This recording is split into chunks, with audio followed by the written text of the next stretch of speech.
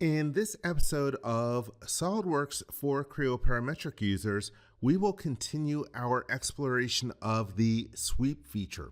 Topics for this video include creating the sweep as a boss base and creating it as a cut, adding profile twist, choosing the bidirectional option, and also a couple of the options for the profile orientation. Here I am in a part model. It has a couple of sketches. There's one for the path and another for the profile. I will start out by creating a boss base version of a sweep. Here is the command. I will click on it. It opens up the property manager. I will leave the default option for a sketch profile. And here is one difference between Creo Parametric and SolidWorks. We're going to have both our profile and our path created before we enter the feature. In Creo Parametric, you create the profile within the sweep feature. So for the profile, I will click on the closed loop sketch that looks like the letter I. The collector automatically goes to the one for the path. Let me select the other curve for the path. Now we can see a preview of the feature that would be generated, including some internal sections at the different segments of the curve for the path. And so this is good. Let's take a look at the property manager for the sweep feature. There is an area for selecting guide curves. I will do that in another video. Then we have options, and one of the options is to define profile twist. From the drop-down list, there are 3 different choices besides the default none.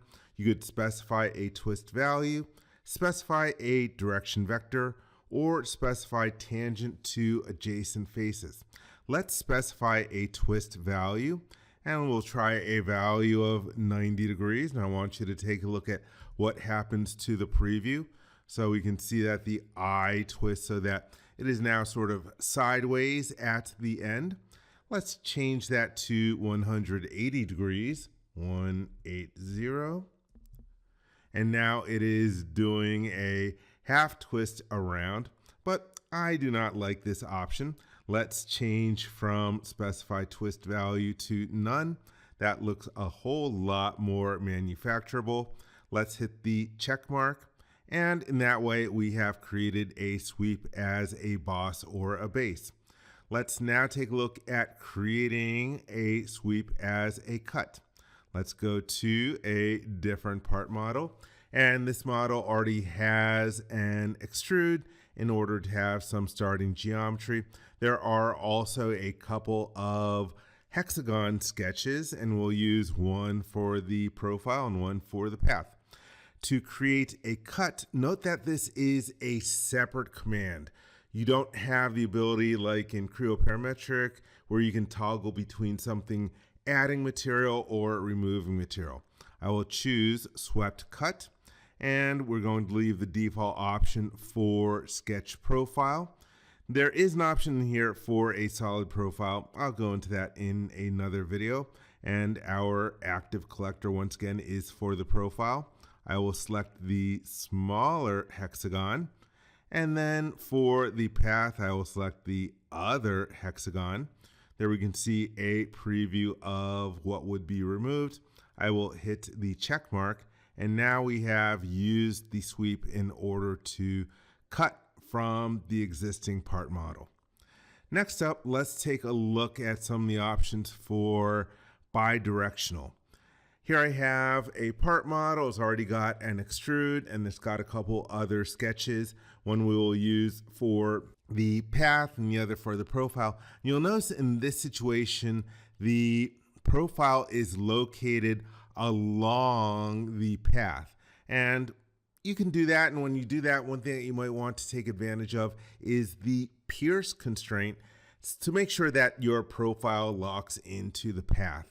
So let's create our swept boss base. And for our profile, let me select the little L-shaped feature. And then for the path, I will select the other curve. And you'll notice by default, it is going on one side of the sketch plane. It's going on the right-hand side of our path. If we wanted to go on the other side, we can choose this button from the property manager. If we want it going on both sides, it is the button in the middle to make this bidirectional. It is going on both sides of the profile from both sides of the path from the profile.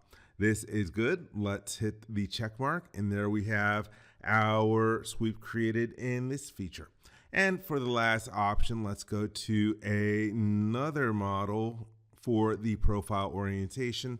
This one is very simple. Once again, we have a rectangle and we have a bunch of lines for a path. Let's create our swept boss base.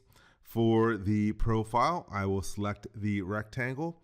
For the path, I will select on one of the curves, and we can see the preview of the geometry that is being created. Let me change to a side view. Let me go to my view cube, and then I will look on, and we can see that our sections are being created normal to the path along the curve. And so we can see how we have this angle going. Let's go to our options.